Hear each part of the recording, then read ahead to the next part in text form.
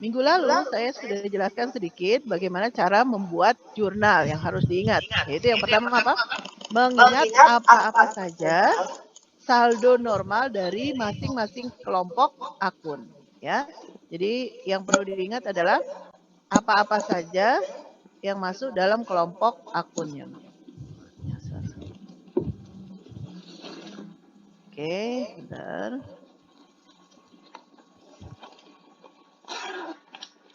Mana yang kemarin? Nah, ini dia.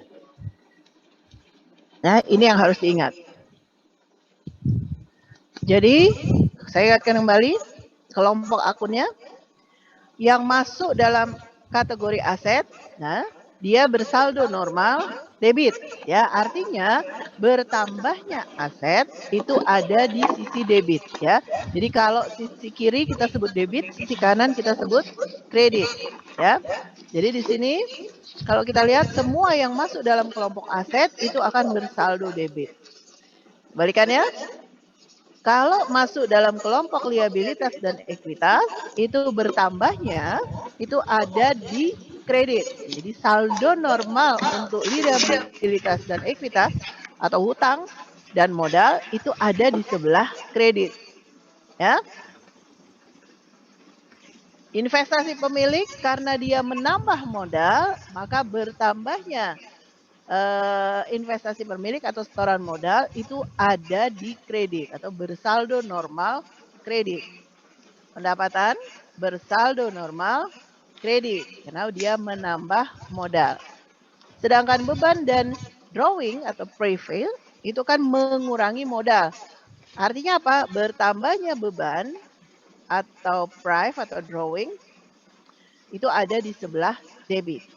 Ya, ada di sisi debit. Dia bersaldo normal debit. Nah, ini kuncinya. Jadi kalau buat jurnal kuncinya ini aja. Jadi kalau lupa, Anda ingat dulu. Ini yang dibahas apa? Misalnya, Anda mau ingat ada saldo, ada akun kas. Kas, dia bersaldo normal apa ya? Oke, kas itu kelompok mana? Oh, kas itu kelompok aset. Kasnya apa? Bertambah. Kasnya bertambah, berarti oh letaknya ada di debit. Nah, ini kuncinya. Kunci untuk buat jurnalnya. Ya. Bu, maaf mau nanya tadi drawing itu apa, Bu? Drawing itu prevail. Penarikan pribadi. Penarikan pribadi. Ini kunci ya. Jadi ini aja yang dipegang dulu. Kalau Anda lupa, lembar ini yang harus ya dibuka. Ini lembar ini. Jadi kalau mau buat jurnal, ini kuncinya. Ya, Anda pegang ini kuncinya. Jadi kalau misalnya lupa, balik lagi ke sini. Misalnya ada hutang, Anda lupa hutang itu bersaldo normal apa? Hutang bertambahnya ada di mana? Lihat aja di kunci ini. Oh, hutang itu bertambahnya ada di kredit, berarti berkurangnya di debit. Makanya saya ini cuma tambah-tambahnya aja supaya Anda ingat dulu nambahnya di mana, berarti kalau berkurangnya sisi yang kebalikannya, ya. Ada lagi pertanyaan dulu? Yang baru masuk mungkin ini kuncinya tolong dicatat dulu, ya. Nanti lama-lama itu akan ingat, ya. Tapi paling tidak ketika awal-awal mungkin Anda akan lihat bolak-balik lihat ini untuk saldo normalnya, ya. Tapi kalau sudah terlatih, ini nggak perlu lihat lagi kunci ini. Ini kuncinya untuk buat jurnal, ya. Oke, sudah? Baik, kalau sudah kita masuk ke jurnalnya.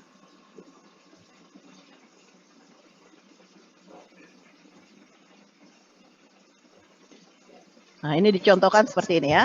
Bentuk jurnal yang lengkap adalah seperti ini, ya.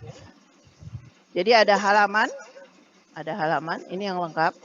Kemudian ada tanggal, keterangan, kemudian kolom post referen, debit, kredit. Ya. Kenapa ini ada kolom tanggal? Karena pencatatan itu dilakukan sesuai dengan bukti transaksi. Ya. Nah, yang dilihat dari bukti transaksinya apa? Tanggal transaksinya. Bu, ini nggak ada tanggal transaksinya. Oke, ini asumsinya A itu adalah tanggalnya. Ya. Atau oh di sini sudah ada ya November tanggal 1. Berarti ini tanggal 1 November. Ya, deskripsi keterangan. Nah, ini adalah keterangan tentang debit dan kreditnya. Debitnya apa? Kreditnya apa? Ya. Nah, Penulisannya bagaimana? Penulisannya, saya contohkan satu dulu ini. Penulisannya yang di atas itu adalah sisi debit dulu. Jadi kita menulis debitnya dulu. Kalau ada dua sisi debit, dua-duanya dulu debit. Misalnya kas, terus kemudian peralatan misalnya gitu ya. Debit, terus baru kemudian apa? Modalnya di kreditnya. Jadi misalnya si Noval ini setornya bukan cuma uang aja, tapi setor peralatan juga, bentuknya peralatan. Berarti kas di debit, debit lagi peralatan. Nah, karena setoran modal, maka modalnya ada di kredit. Nah, jadi apa? Debitnya dulu dibuat, nempel di garis, ya, baru kredit. Kalau kredit, Anda lihat di sini agak masuk ke dalam. Bentar. Pakai note ya. Jadi di sini, di sini lihat, ya, kreditnya itu agak masuk ke dalam. Tapi nanti kalau penulisannya harus rata ya. Oh, nggak rata ini namanya mencong-mencong ya. Jadi rata ini ya untuk sisi debitnya. Nanti ada transaksi berikutnya kreditnya, sisi kreditnya harus sama ya. Jadi masuk ke dalam. Jadi sisi kredit itu agak masuk ke dalam untuk membedakan antara sisi debit dan kredit. Ya, seperti ini. Oke. Dulu. Kemudian kolom post reference. Gunanya apa kolom post reference? Post reference ini gunanya adalah ketika Anda posting. Ya, belum saya jelaskan lebih lanjut nanti. Kita bahas dulu bagaimana cara buatnya jurnalnya dulu. Kemudian ini isi angkanya. Berapa jumlah debit, berapa jumlah kredit. Ya. Nah, sekarang kita coba menganalisis transaksi dan membuat jurnalnya. Ya. Jadi kalau dilihat di sini, Noval menyetor uang sebesar 25.000 ya ke usahanya, Noval Solution. Berarti kan kalau dia setor uang ke usahanya, uangnya bertambah, berarti kasnya bertambah, dan modalnya bertambah. Ingat, analisis transaksi untuk setoran modal, kasnya bertambah, modalnya bertambah. Berarti kas bertambah di mana? Kita lihat lagi sebelumnya. Sini, kas. Kas masuk kelompok apa? Kas masuk dalam kelompok aset. Bertambahnya di mana? Ada di sisi debit. Ya. Ini tolong jangan lupa ditulis ini debit, ini kredit, ini debit, ini kredit, ini debit, ini kredit ya. Modal, ekuitas. Modal bertambahnya di mana? Di sisi kreditnya. Ya sudah, berarti apa? Debitnya modal, debitnya kas, kreditnya adalah modal. Sebesar berapa? Angkanya 25.000 masukkan. Gampang ya? Sampai di sini ada pertanyaan, menganalisis transaksi sehingga buat jurnal.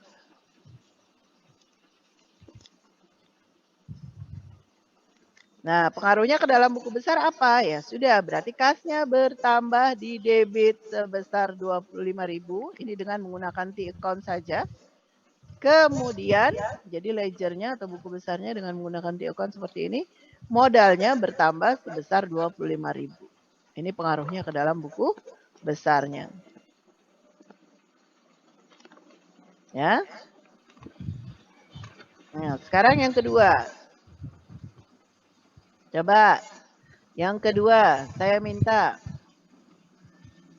dilihat ya, lihat itu tadi ya, pakai kuncinya tadi ya, kita bikin jurnal. Marcel Aulia ada? Ya nggak kelihatan. Ada, Bu. Ya, Marcel.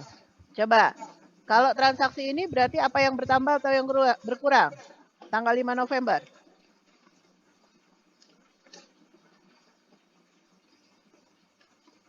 Ayo, Marcel. Yang berkurang kasnya, Bu. Kasnya berkurang, terus kemudian belum seimbang kan? Iya, belum. Terus apa lagi? Apa sih namanya, perlengkapannya bertambah. Perlengkapan? Dari mana perlengkapan? Perlengkapan bertambah di debit. Mana ada perlengkapan? Apa namanya baca soalnya.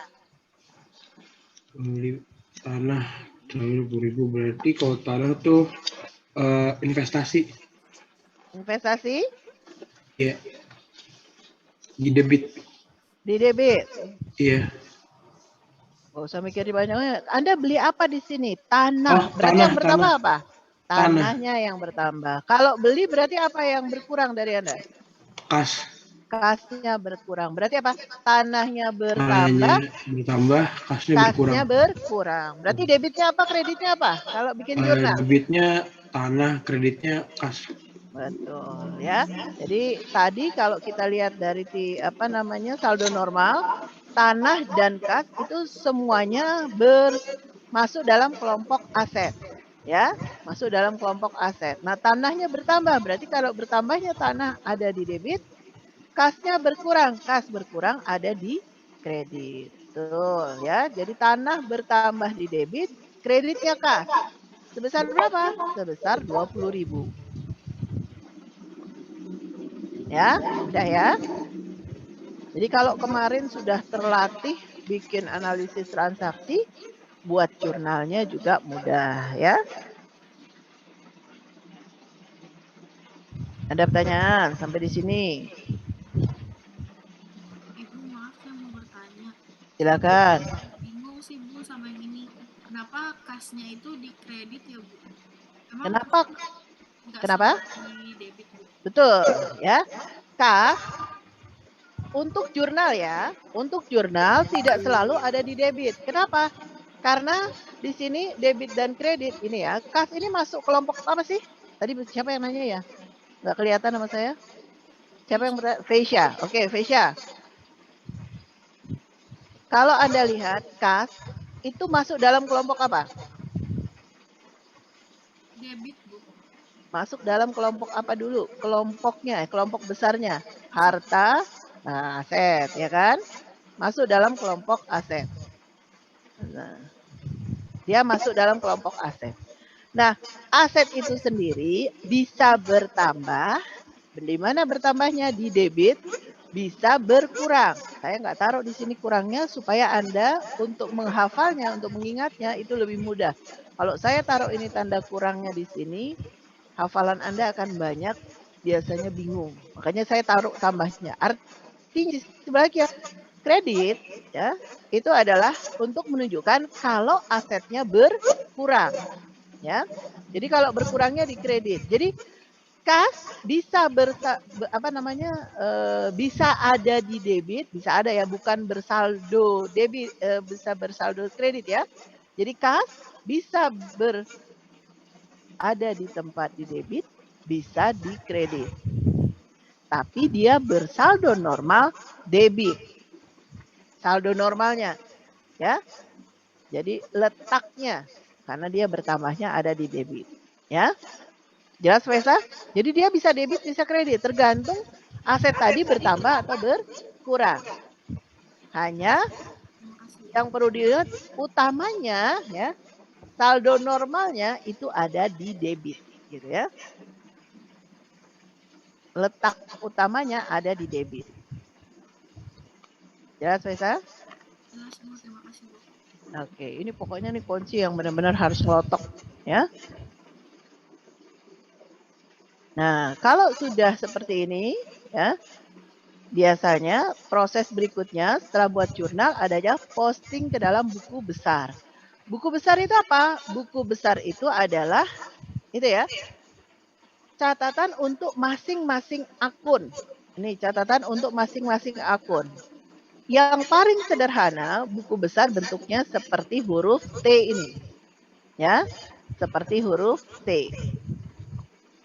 Ini yang paling sederhana. Ya, nanti saya ajarkan yang 4 kolomnya seperti apa. Ini adalah contoh yang paling sederhana buku besar.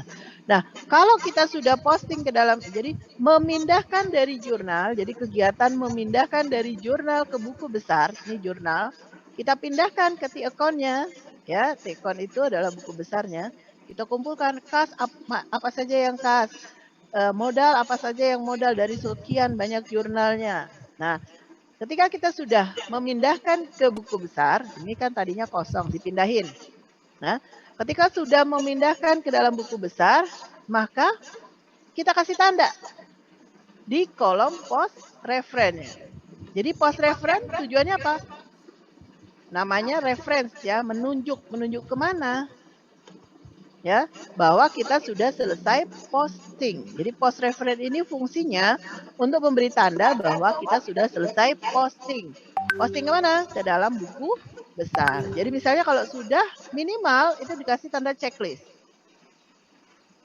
Artinya apa? Anda sudah memasukkan ke dalam buku besar. Karena kalau banyak jurnal nggak ada kasih tanda, sudah sampai mana Anda buat Anda posting ke dalam buku besarnya, ditinggal ke toilet, lupa deh sampai di mana Anda sudah selesai posting, gitu ya. Makanya di sini kolom post reference fungsinya untuk apa tadi? Memberi catatan atau memberi tanda bahwa Anda sudah selesai posting. Ini kosong kan tadinya? Kenapa? Oh, ini belum diposting. Belum diposting ke dalam buku besarnya. Oke, kita posting kemana? Ke akun tanah dan akun kas. Kita pindahin di akunnya. Kas. Tadi kosnya ada di kas sudah ada 25.000. Kredit 20.000. Nah, tanah tadinya masih kosong. Sekarang kita posting 20.000. Nah, kalau sudah selesai posting, kembali lagi. Oh, kita sudah selesai posting. Maka kasih tanda ke kolom post reference bahwa Anda sudah selesai posting. Nggak kelihatan. Nah, ini dia. Jadi kasih tanda bahwa Anda sudah selesai posting. Oh, minimal checklist. Oh, saya sudah masukkan nih ke ini minimal posting. Atau nanti nomor akun dari masing-masing akun.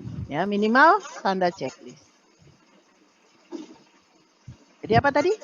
Fungsinya kolom post reference? Menandakan kita di posting. Ya, untuk memberi tanda bahwa kita sudah selesai posting. Bagus. Oke, berikutnya. Sampai di sini ada pertanyaan lagi? Silakan. Sebelum saya lanjutkan ke transaksi contoh C. Nah, ini akun. Akun ini kita buat berdasarkan apa? Ingat, akun dibuat berdasarkan akun yang ada di perusahaan. Jadi kita nggak ngarang.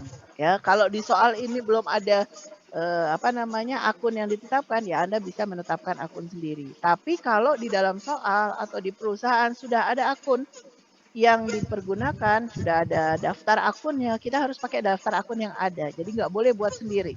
Ya. Nah, kalau di sini kan memang belum dibuatkan daftar akunnya, jadi Anda sesuai dengan transaksinya aja. Ini efek ke buku besarnya sudah. Coba berikutnya. Tanggal 10 November, Noval Solution membeli perlengkapan 1.350 yang akan dibayar pada bulan berikutnya. Maksudnya pada bulan berikutnya. Ya. Oke. Nevin, mana Nevin? Hadir, Bu. Oke, Nevin, silakan. Coba Anda analisis transaksinya. Beli perlengkapan sebesar 1.350 dan dibayar pada berikutnya. Pada bulan berikutnya. Berarti apa? Yang bertambah apa, yang berkurang apa? Dari persamaan akuntansinya. Pelajaran minggu lalu dulu sebelum buat jurnalnya. Yang bertambah di perlengkapan debitnya, Bu. Oke, perlengkapan bertambah di debit, betul, karena dia masuk kelompok aset. Kemudian? Terus kasnya berkurang di kredit. Kasnya berkurang, betul, kasnya berkurang. Dan dibayar pada, ini ada lanjutannya, yang dibayar pada bulan berikutnya. Sudah ngeluarin uang belum dia? Belum. Nah, kalau belum ngeluarin uang berarti apa? Utang. Nah, berarti apa? Utang. Utangnya bertambah atau berkurang? Bertambah. Bertambah. Tadinya nggak punya utang, sekarang punya utang. Hutangnya bertambah. Hutang bertambah di mana? Di kredit. Di kredit, betul. Kembali lagi, kalau misalnya lupa, kembali lagi tadi ke kuncinya tadi ya. Hutang bertambahnya ada di kredit. Berarti, betul kata Nevin tadi, di debit adalah perlengkapan, kreditnya hutang dagang atau account payable. Ya. Supplies di debit, kreditnya account payable. Masih ada yang bingung? Kenapa debitnya perlengkapan, kreditnya hutang usaha?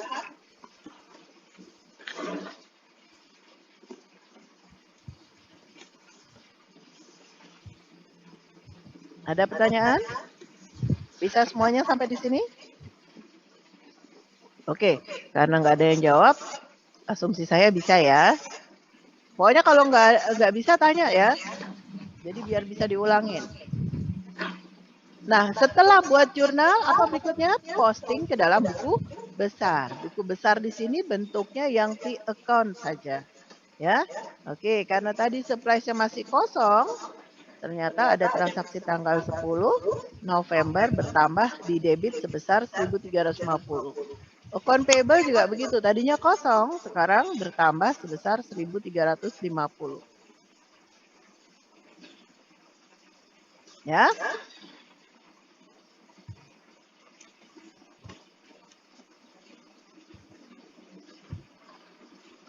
Sudah?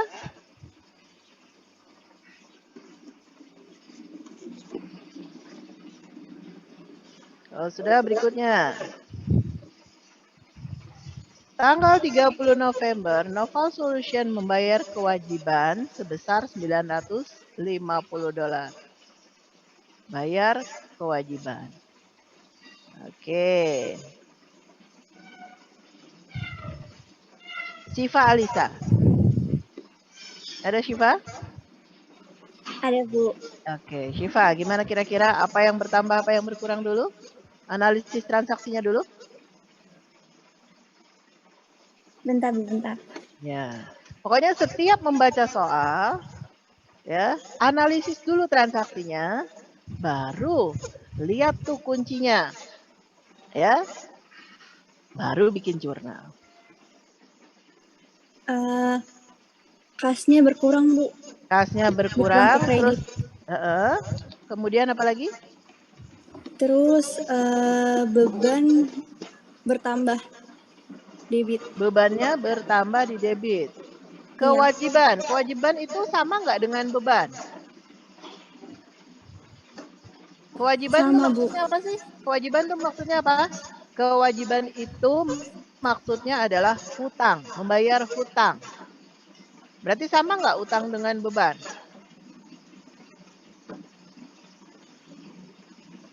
Sama nggak utang dengan beban? Beda, Bu. Beda.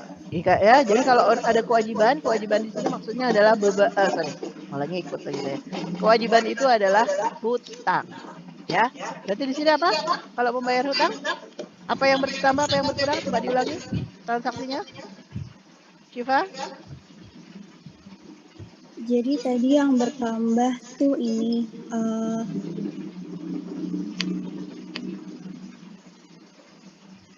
Ada yang bertambah? utang berkurang. Betul. Hutangnya berkurang karena dibayar. Terus? Bentar. Gini, kalau mau menganalisis transaksi, anggap aja Anda sendiri. Kalau Anda bayar hutang, bayar nih hutang nih, ya. Kira-kira apa yang bertambah, apa yang berkurang?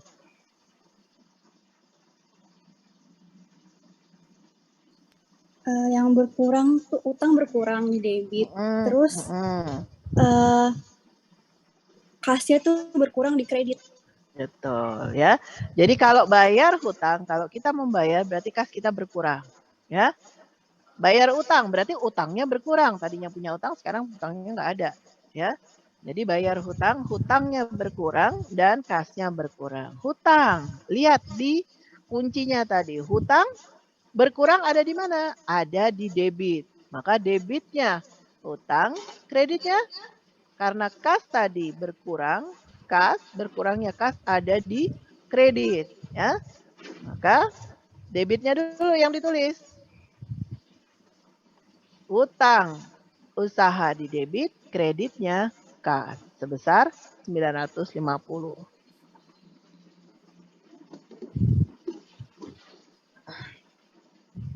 Jangan nyerah, masih pagi, ya.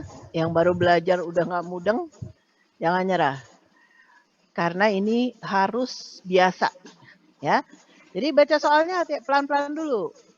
Jangan kalau misalnya dapat soal banyak gitu ya. Kalau pengantar akuntansi kan kalau dapat soal tuh bisa soalnya selembar, ya.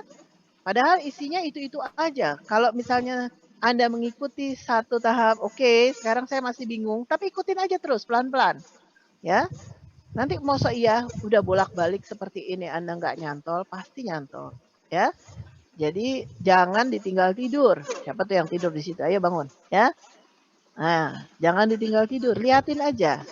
Minimal dengarkan yang temennya ngerjain coba jawab, ya.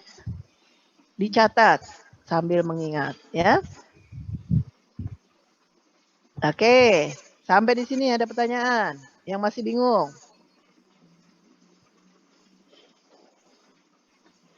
Tidak ada. Kita lanjutkan. Sudah selesai buat jurnal, posting ke dalam buku besar, ya. Nah, kasnya tadi diposting di sini.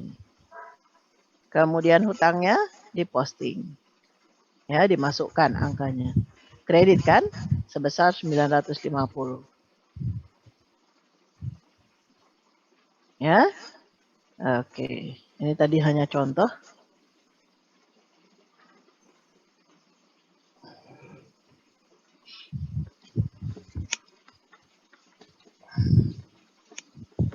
Berikutnya, contoh berikutnya. Ini hanya contoh berikutnya.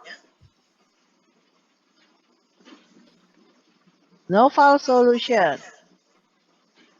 Oke, contohnya saya masuk ke buku besar yang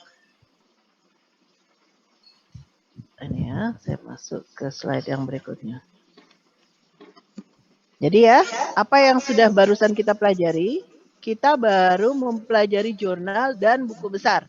Tapi buku besar yang tadi dipergunakan adalah buku besar dengan menggunakan T-account. Buku besar itu apa? Buku besar itu adalah akun-akun yang ada di dalam jurnalnya. Jadi kita buat akun-akun.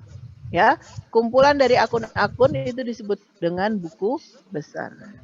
Kumpulan dari akun-akun itu disebut dengan neraca saldo. Ya, nah ini akun-akun. Bentuknya seperti apa neraca saldo? Neraca saldo. Buku besar ini ya. Jadi untuk masing-masing akun. Oke, contoh. Kita kembali. Sekarang kita pergunakan nanti buku besar dengan 4 kolom. Ya, ini tadi contoh ya.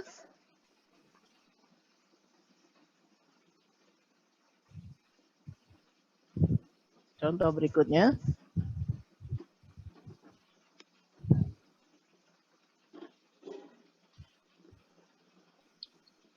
Novel Solution membayar premi asuransi 2.400 untuk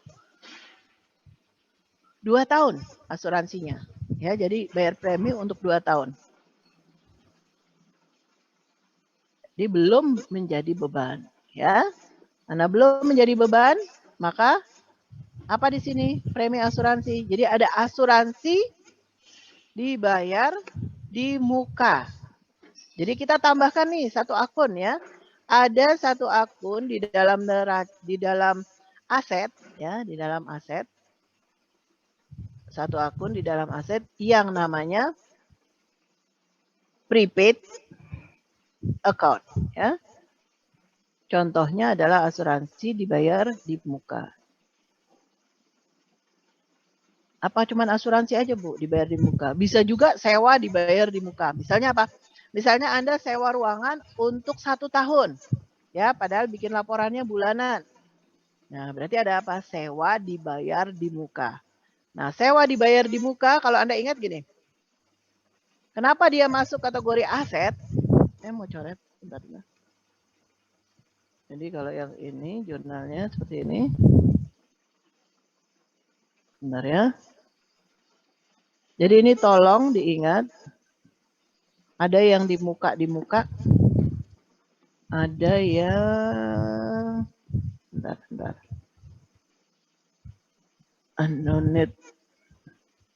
Unnote-nya nggak bisa keluar sebenarnya.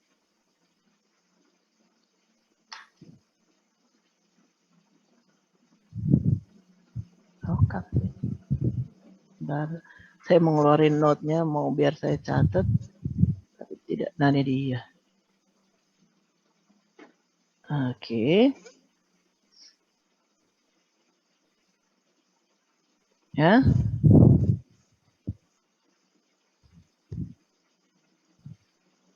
tolong diingat.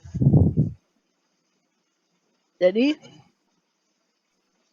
ada yang masuk dalam kelompok aset, jadi tambahkan ya. Kalau kemarin kan Anda sudah belajar beberapa yang masuk dalam kelompok aset. Tambahkan nih, yang masuk dalam kelompok aset berikutnya adalah misalnya asuransi dibayar di muka.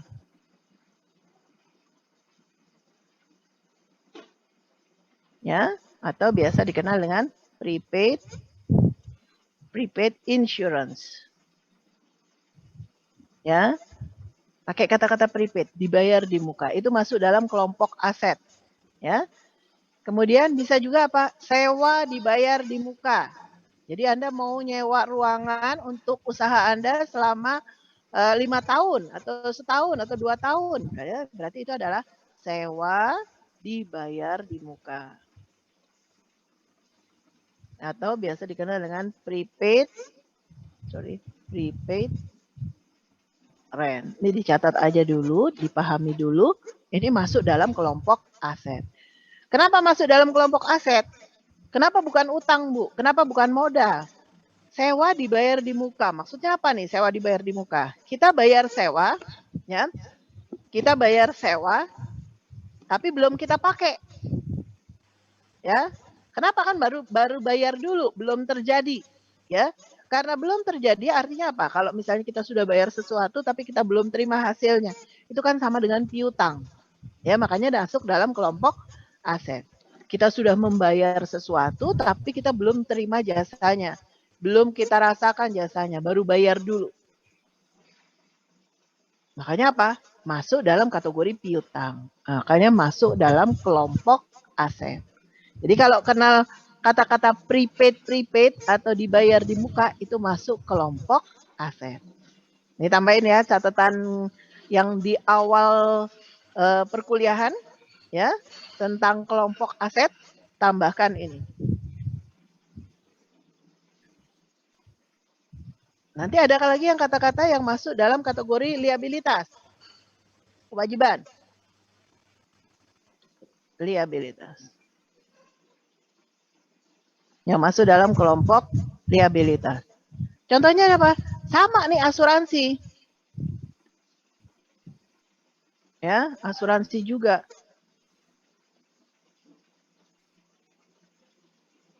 Tapi dia pakai kata-kata yang masih harus dibayar.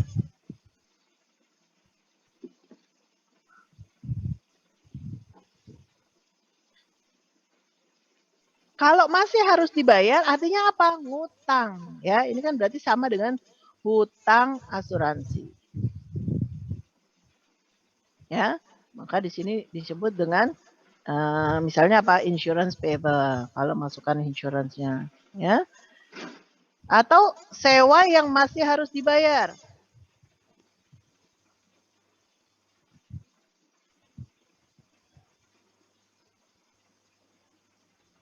Nah, ini kan berarti apa? Hutang sewa, ya. Jadi kalau masih harus dibayar, itu berarti apa? Kita ngutang, ya. Tapi kalau dibayar di muka, itu sebenarnya sama dengan pengertiannya piutang. Makanya masuk dalam kelompok aset. Bertambahnya berarti ada di debit. Kalau yang ini bertambahnya ada di kredit. Nah, ini tolong diingat, ya. Jadi ada asuransi dibayar di muka. Jadi kita sudah bayar tapi belum kita terima jasanya. Itu dibayar di muka. Makanya masuk dalam kelompok aset. Oke. Ini dulu dicatat dulu. Ditambahkan di catatan di awal. Kan catatan awal Anda kan apa saja yang masuk dalam kelompok aset, apa saja yang masuk dalam kelompok liabilitas, dan apa saja yang masuk dalam kelompok ekuitas kemarin ya, catatan di hari yang pertama kemarin. Nah, tambahkan ya. Ini biasanya letaknya ada di bawah piutang atau di bawah perlengkapan, ya.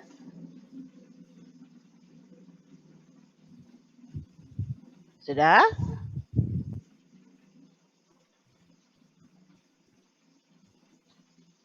Sudah ini? Oke, saya hapus ya. Soalnya harus terlihat bawah belakangnya. Baik, kembali lagi ke sini. Tanggal 1 Desember, Noval Solution membayar premi asuransi sebesar 2.400 untuk 2 tahun. Bayar. Berarti apa? Kalau bayar, kasnya berkurang. Kas berkurang di kredit. Apa yang dibayar? Asuransi dibayar di muka atau biasa dikenal dengan prepaid insurance. Asuransi dibayar di muka masuk dalam kelompok aset. Bertambahnya ada di debit. Ya, bertambahnya ada di debit. Jadi debitnya asuransi dibayar di muka, kreditnya kas sebesar 2.400.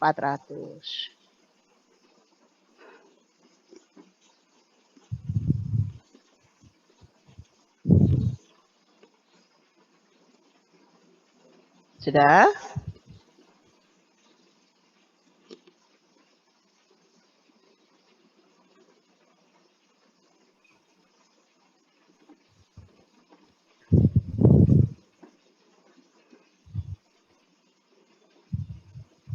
Ada pertanyaan dulu sampai di sini? Tidak ada? Baik, kalau tidak ada kita lanjutkan. Sudah selesai buat jurnal, maka yang harus dilakukan posting ke dalam buku besar. Posting. Kalau tadi buku besar yang saya kenalkan adalah bentuknya seperti T-account, bentuknya seperti huruf T. Sekarang kita lihat buku besar yang 4 kolom. Nah, kita masukkan di sini ke prepaid insurance ya, akun prepaid insurance. Akun asuransi dibayar di muka. Nah, ini coba dimasukkan di sini ya. 4 kolom. Anda bisa lihat di sini ada 4 kolom ya. Kalau tadi bentuk cuma debit kredit bank di account seperti ini, nggak ada keterangan. Nah, bentuk dari buku besar yang paling komplit seperti ini ya. Ada nama akunnya. Oke, ini akunnya apa namanya? Prepaid insurance. Ada nomor akunnya. Jadi ingat tadi besar apa? Buku besar itu adalah akun yang ada di dalam ya, laporan keuangannya. Akunnya. Ada akun kas, ada akun piutang, ada akun di muka. Ya, bentuknya tadi yang paling sederhana, bentuk buku besar adalah atau ledger. Bentuk yang paling sederhana adalah seperti huruf T yang tadi sudah saya jelaskan. Yang paling lengkap ada apa? Tanggal, item keterangannya, post reference, debit, kredit, saldo, debit, kredit. Ada 4 kolom. Ini adalah bentuk dari buku besar 4 kolom. Ya. Nah, cara menggunakannya gimana? Cara menggunakan ledger. Ya. Cara menggunakan ledger adalah, kok ini Bu sama sih, udah debit kredit, saldonya debit kredit lagi. Ya. Tapi ini Bu, apa ini? Oke, ini saldo ya. Saldo di dalam menggunakan saldo berjalan. Ya, jadi dia pakai saldo berjalan. Jadi artinya kita harus lihat prepaid insurance, asuransi dibayar di muka. Dia bersaldo normal apa? Karena dia kelompok aset, dia bersaldo normal debit. Ya kan? Jadi, karena dia masuk dalam kelompok aset, bersaldo normal debit. Karena bersaldo debit, maka kolom yang dipergunakan dan kolom saldo adalah kolom ini aja. Nih kolom debitnya aja. Kolomnya nggak dipakai, sampai bawah nggak dipakai. Ya, jadi kolom saldo perlu diingat, kolom saldo itu hanya diisi sesuai dengan saldo normalnya. Kalau dia saldonya masuk dalam kelompok aset, maka bersaldo normal debit. Ya udah, isinya di kolom debitnya aja, kreditnya nggak dipakai. Ya, jadi ini nggak dipakai.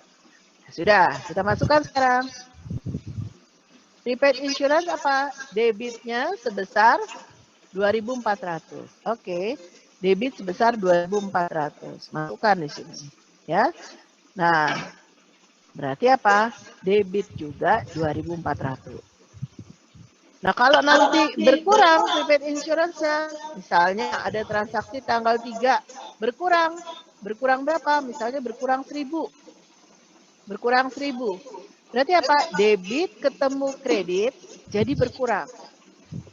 Jadi ingat ya, kalau dia bersaldo debit, debit ketemu debit lagi bertambah. Kenapa bertambah? Kan? Kalau dia bersaldo normal debit, ada debit lagi berarti bertambah. Tapi kalau dia bersaldo normal kredit, kalau kredit ketemu kredit bertambah, kredit ketemu debit berkurang. Nah, dia bersaldo normal debit, ketemu kredit, berarti berkurang. Jadi kalau kita lihat saldonya, tadinya ada 2.400, kredit 1.000, berarti tinggal 1.400. Misalnya ya, kalau ada transaksi berikutnya. Karena dia bersaldo debit. Ya, ini untuk pengisiannya. Oke. Kemudian kalau sudah selesai posting, apa kegiatannya? Kasih tanda bahwa Anda sudah selesai post. Ya, kasih tanda apa? Oh, prepaid insurance sudah saya posting nih. Kemana postingnya? Oh, ke akun nomor 15. Anda bisa isi 15.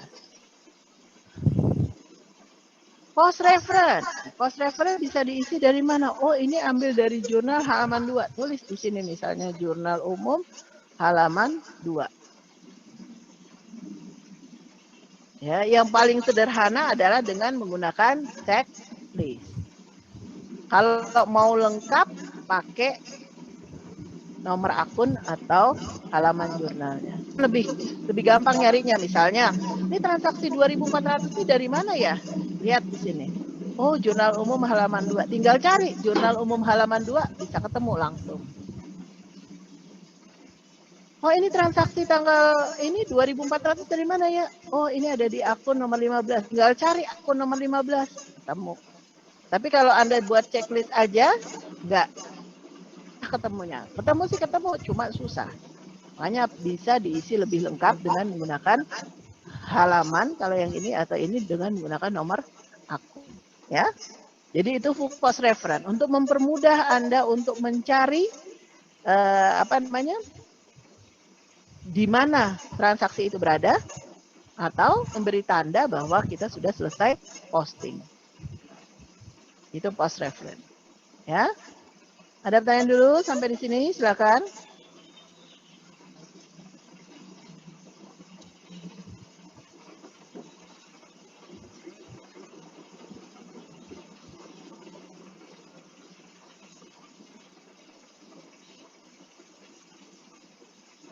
Ibu mau tanya, Bu. Silakan kalau ada pertanyaan. Ya, silakan. Untuk tadi yang kayak debit ketemu debit sama dengan bertambah, terus debit ketemu kredit berkurang, itu tuh untuk transaksi bawahnya ya, Bu? Ya, untuk transaksi berikut, jika ada transaksinya, maka yang di kolom yang di kolom ini, yang di saldo itu akan mengikuti bertambah. Kalau ini kan dia menunjukkan perubahan transaksinya, ya. Tapi untuk kolom saldo itu menunjukkan bertambah atau berkurangnya dari satu transaksi tadi, ya. Kalau di sini cukup nyalin doang. Kalau yang di debit kredit yang ada di dua kolom ini hanya menyalin dari jurnalnya. Tapi untuk yang di debit, yang untuk di kolom saldo itu adalah mengikuti transaksi yang sudah ada. Jadi mengikuti perubahan transaksi yang sudah ada. Gitu ya fungsinya. Jelas ya? Oke. Ya, jadi ini ya jurnal umum bisa ini post reference bisa dimasukkan ke sini. Jadi kalau nyari gampang, ya. Kemudian kasnya. Nah, ini kasnya. Kas, jangan lupa masukkan tanggal. Terus kemudian pindahkan uangnya, ya. Kemudian misalnya ini ya, misalnya kas sudah bersaldo normal, ada saldonya ya. Sebesar 5.900, ya. Misalnya ini sudah ada saldo seperti ini. Sebelumnya, ya. Maka kalau ditambah, di kredit ya. Ini nih kreditnya nih nggak ada nih ya. Harusnya ini nggak ada, langsung 5.900. Jadi saldo awalnya 5.900 berkurang. Karena kas itu bersaldo normal debit, maka taruhnya cuma di debit aja. Debit ketemu kredit, maka ini berkurang. Karena kas kan masuk ke dalam akun yang bersaldo kredit. Tapi nanti kalau ada akun yang bersaldo kredit, apa aja contohnya? Kewajiban, kemudian apa namanya? Pendapatan, dia kan bersaldo kredit. Nah, kebalikannya, kredit ketemu kredit bertambah, kalau kredit ketemu debit berkurang, ya. Ini contoh akun kasnya. Ya, sama. Jadi apa fungsi post reference tadi? Menunjukkan bahwa Anda sudah selesai posting, minimal checklist, atau menunjukkan kemana Anda postingnya. Oh, ini postingnya ke akun nomor 11. Oh, ini dari mana ya? Transaksi tanggal 1. Oh, di jurnal umum halaman 2. Kelihatan ya.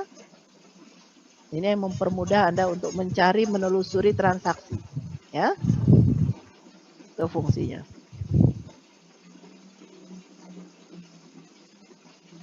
Nah, coba ini. Transaksi ini kira-kira gimana ya?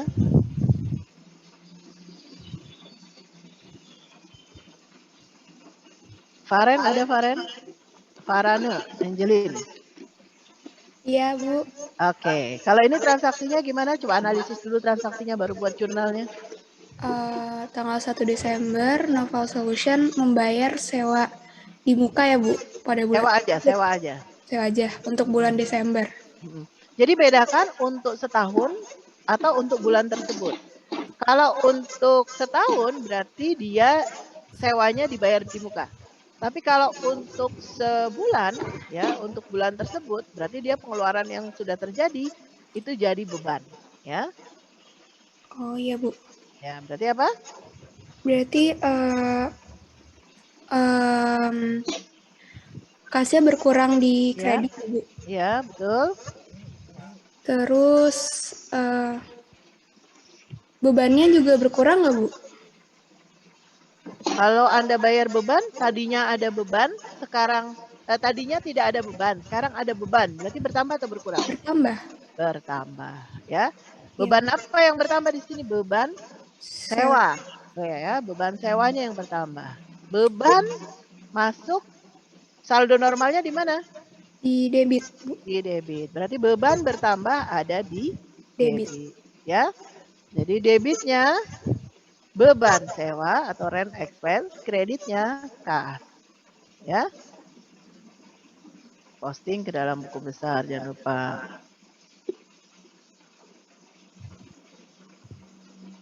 Nah, kalau yang ini, Noval Solution menerima 360 untuk 3 bulan ke depan.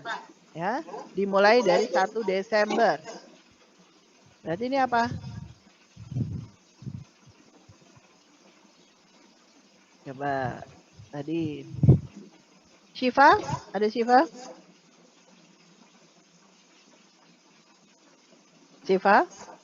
Syifa Kusuma? Hadir, Bu. Oke, Syifa. Ini gimana, Syifa? Noval menerima 360 untuk sewa 3 bulan yang diawali ya, pada tanggal 1 Desember. Sewanya untuk 3 bulan, diterima di muka. Berarti apa di sini? Ada apa ini? Ada aset piutang, bukan, Bu? Ya, ada pendapatan. Nah, di sini bedakan ya. Ini pendapatan diterima di muka. Kalau yang tadi kan apa? Sewa dibayar di muka. Ya. Kalau ini apa? Pendapatan diterima di muka.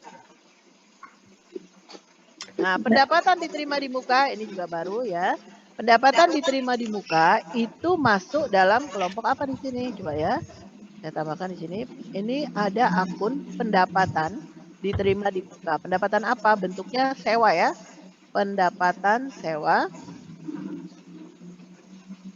diterima di muka. Nah, ada pendapatan sewa diterima di muka.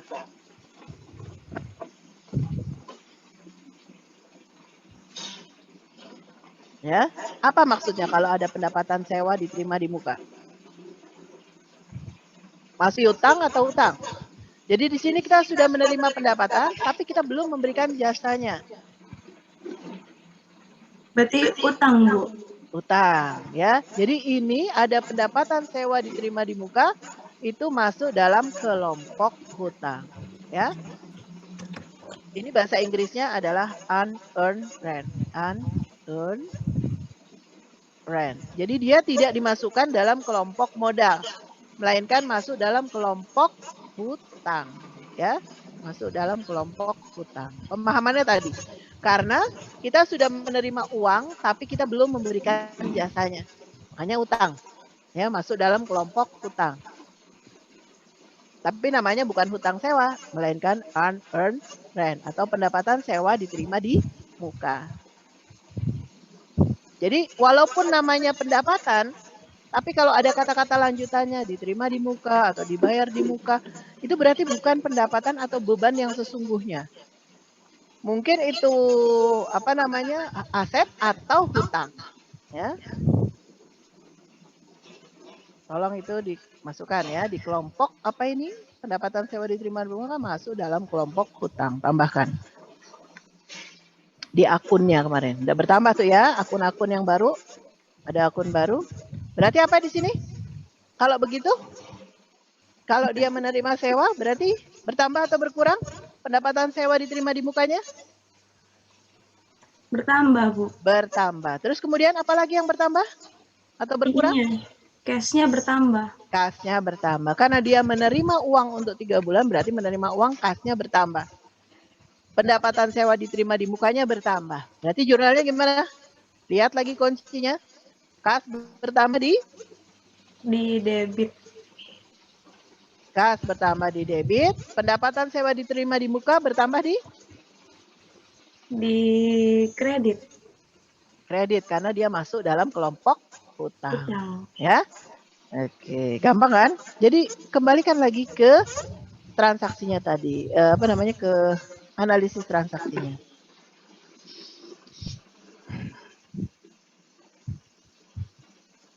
Ya, cash, unearned credit. Ada pertanyaan dulu sampai di sini? Ini ada tambahan akun-akun baru ya. Yang sudah kita pelajari barusan akun barunya apa? Ada. Asuransi dibayar di muka. Ada pendapatan sewa diterima di muka. Masuk dalam kelompoknya. Tambahkan tuh kelompok-kelompoknya. Sudah? Nah, ini beli perlengkapan ya. Utang. Berarti apa?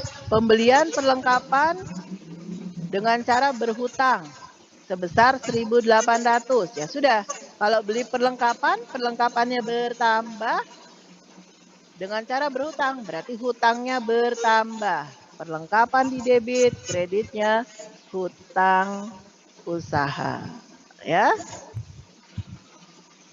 Saya lanjutkan dulu ke berikutnya, nanti bisa langsung latihan di sana ya. Nah, ini contohnya apa lagi? Bayar sewa iklan. Ya, bayar iklan nih. Sebesar 180 yang dimasukkan ke dalam beban lain-lain. Beban lain-lain di debit, kreditnya kas. Ya, kan tadinya nggak ada beban lain-lain, sekarang ada beban. Maka bertambahnya beban di debit, kasnya berkurang karena dia bayar. Pokoknya kalau bayar berarti kasnya berkurang. Menerima berarti kasnya bertambah, ya. Dan seterusnya. Gampang ya, yang berikutnya. Kita Anda pelajari. Bayar hutang. Nah, kalau sudah selesai semuanya, posting ke dalam buku besarnya.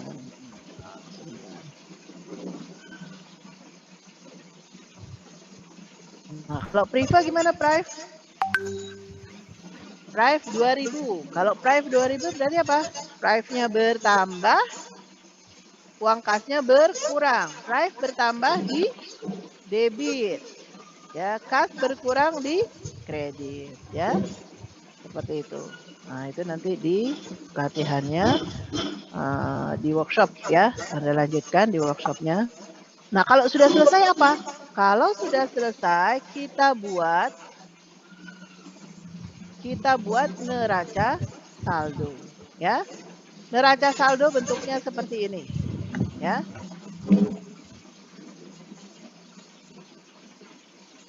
Apa bentuknya? Ini ya. Ada kepala judulnya, ini bentuk neraca saldo. Anda bisa screenshot aja. Lihat ya. Urutannya apa? Namanya neraca saldo. Ya, ini adalah kumpulan saldo-saldo yang ada di dalam buku besar. Ya, jadi ini kumpulan saldo-saldo yang ada di dalam buku besar. Kita kumpulkan. Kas tadi, ya. Terakhir saldonya berapa? 2065 ya, udah masukkan. Nah, ini pengelompokannya urutannya harus seperti ini. Ya, jadi kalau Anda lihat di sini urutan dari neraca saldo, Noval Solution, ingat lambang kepalanya. Neraca saldo, kemudian tanggal pembuatannya. Nah, pengelompokannya dari ini ya, tolong diingat ya. Neraca saldo urutannya aset, dari aset lancar sampai dengan aset tetap. Ya. Ini kan aset lancar. Ya, aset lancar. Kemudian ada aset tetap. Baru apa? Hutang. Hutang. Baru apa? Modal. Ya, urutannya ya. Tapi urutannya apa? Aset lancar dulu. Kemudian aset tetap. Kemudian hutang. Dari hutang jangka pendek, baru kemudian hutang jangka panjang. Gitu kan, sini nggak dibedain. Kemudian modal. Setelah itu drawing atau prive. Ini urutan ya. Penyusunannya ini harus seperti ini. Baru pendapatan. Setelah itu beban. Ini kalau beban-beban nggak berurutan nggak apa-apa. Pokoknya masuk kelompok beban. Itu urutannya. Ya, ini berurutan. Jadi jangan dikira ini nulisnya asal-asalan, tidak. Ini dikelompokkan. Ya, kelompoknya trial balance yang pertama adalah aset lancar, aset tetap. Ini contohnya. Kemudian hutang, modal, price, pendapatan. Yang terakhir adalah beban-beban. Dan harus balance. Kalau tidak balance berarti ada yang salah dalam pembuatan trial balance-nya, ya. Oke, sampai di sini. Ada pertanyaan dulu, silakan. Nah, nanti di workshop dilatih untuk pembuatan jurnalnya, ya. Ada pertanyaan dulu, cara buat jurnal, posting ke dalam buku besar dan trial balance-nya. Silakan. Bu, mau nanya Bu. Ya, silakan Marcel. Ini buat yang akhir-akhir ini, tadi apa Bu namanya Bu? Yang mana? Ini? Yang ini trial, harus berurutan. Trial balance, neraca saldo. Nah iya, maaf. Itu neraca saldonya tuh harus berurutannya ada penjelasan lebih lanjut nggak Bu? Ini kan soal penjelasan tentang soal yang tadi. Pasti beda dong sama soal-soal yang lain. Kayak ada nggak sih penjelasan umumnya? Justru sama. Jadi gini, neraca saldo itu adalah kumpulan saldo-saldo yang ada di dalam buku besar. Oke? Jadi apa tadi? Neraca saldo adalah kumpulan saldo-saldo yang ada di dalam buku besar. Nah, sama nggak Bu dengan soal-soal yang lain, mungkin ada perusahaan yang lain. Nah, lihat aja, ini kumpulan saldo-saldonya adalah yang ada di dalam buku besar. Untuk soal yang sebelumnya, yang ada di dalam buku besarnya ini cuma saldo ini. Ya, mungkin aja Di perusahaan lain atau di soal yang lain, selain ada prepaid insurance, asuransi dibayar di muka, ada lagi misalnya sewa dibayar di muka, ya tambahkan di situ. Masuk dalam kelompok, apa tadi? Aset lancar. Gitu ya. Jadi yang berbeda hanya pengembangan akunnya. Ya. Pengembangan akunnya. Sampai ketekek. Ya. Jadi pengembangan akunnya. Jadi di sini aset lancar dulu penyusunannya. Bisa bertambah, bisa berkurang dari kelompok ini. Mungkin aja di perusahaan yang satu nggak ada prepaid insurance-nya, tapi ada prepaid sewa, prepaid rent-nya. Ya. Kemudian di sini kebetulan di soal ini aset tetapnya hanya tanah dan peralatan kantor. Mungkin aja dia juga ada building-nya. Ya, ada gedungnya. Maksudnya nggak ada tanah, nggak ada gedung gitu ya. Mungkin aja ada gedungnya. Jadi bertambahnya di situ ya, Marcel. Jelas maksudnya? Yang penting pengelompokannya, urutannya. Ya Bu, makasih Bu. Oke, ada lagi yang lain silakan. Jadi ini kelompoknya ini adalah aset lancar. Setelah aset lancar, Anda sebutkan aset tetapnya. Setelah itu, liabilitasnya atau hutangnya. Baru modal. Setelah itu price atau drawing. Baru pendapatan. Misalnya ada pendapatannya juga. Ini kan pendapatan jasa aja. Mungkin aja selain pendapatan jasa ada pendapatan bunga. Ya pendapatan dulu dikelompokkan. Ya. Baru yang terakhir beban-bebannya. Itu adalah bentuk neraca saldo. Ya. Tapi yang pasti itu tadi ya pengelompokannya itu. Urutan pengelompokan. Jangan sampai salah. Jadi nggak ada nih letaknya beban ada di atas tuh nggak ada. Atau pendapatan ada di atas tuh nggak ada. Jadi kita menyebutkannya dari aset lancar dulu. Aset tetap, hutang, modal, price, pendapatan, terakhir beban. Oke. Sampai di sini ada pertanyaan dulu. Lagi?